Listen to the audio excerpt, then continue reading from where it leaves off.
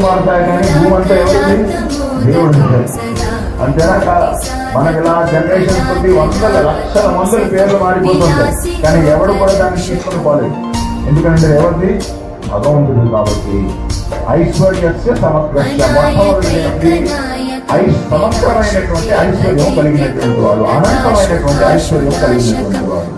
భగవంతుడి కంటే ఎవరున్నారు? సమగ్రమైనటువంటి ఐశ్వర్యం కలిగిన వాడు ఎవరున్నారు? కృష్ణుడి కంటే లేదా విష్ణువు కంటే.